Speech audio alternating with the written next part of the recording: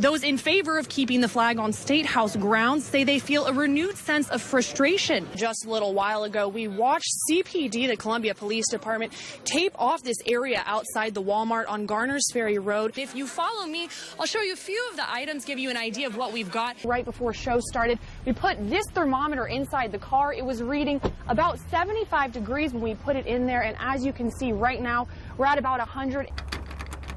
The doors are locked, and they have been since April 2015. You can see that the roads are wet. Has quickly won the hearts of all his teammates, and once you meet him, I think you're gonna understand why. The new bins won't just increase the amount of recyclable items collected, they'll also help the city's bottom line. Officers were trying to serve a warrant here at Byron Road Apartments. In fact, if you look at her door right here, that line right there, that is how high the water can reach when there's flooding and rain in the area. We actually spent the night, like you said, inside Pearls, watching these First in the South results roll in. The condition of the victims in those incidents is currently unknown. Anyone with information is asked to contact Crime Stoppers. Live in the newsroom, Beth Rousseau, ABC Columbia News. Protesters were out here in full force again this afternoon, but with the bill being passed in Senate and heading on to the House, those in favor of keeping the flag on State House grounds say they feel a renewed sense of frustration,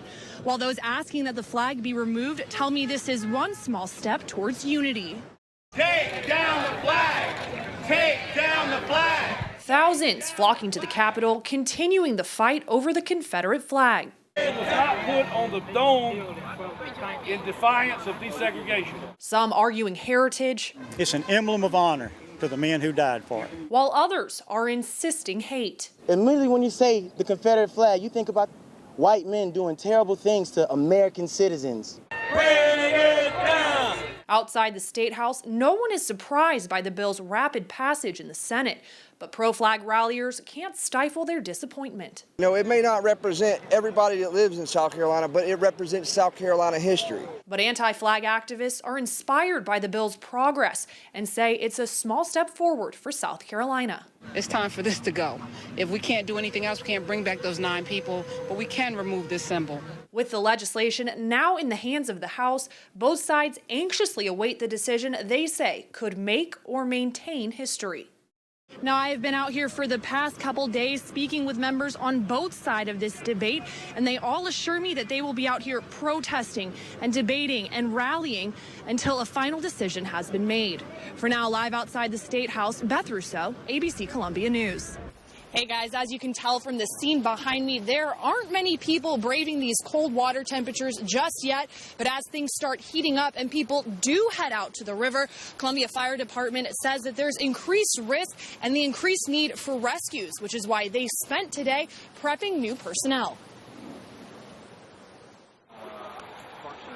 24 trainees from the Irmo, Columbia, and West Columbia Fire Departments taking to the water, learning tips and techniques for rescuing rivergoers in danger. Swim, swim, up and over, up and over, up and over. We don't have time. Once we're in the water, or if we have somebody in the water, we don't have time to really plan and come up with stuff. Preparation that's essential, as departments say they're seeing a steady increase in the number of rescues, responding between 50 to 60 times a year. Nice work. You could slip and fall. The rocks are very slippery. People think that they're good swimmers. They fall, slip on a rock, and then they end up hitting their head, and they can't save themselves. Jason Cruzen with the Columbia Fire Department says October's flood creates a new concern, making the ever-changing river even less predictable. The cut of the river is different. The river is wider in portions, so that changes the dynamic of the flows. It tends to make it a little more smoother, so there's not as many rapids, but then in other areas there may be rapids where there weren't. The 3-day multi-part program has drills designed to prepare firefighters for these and any other challenges that could crop up.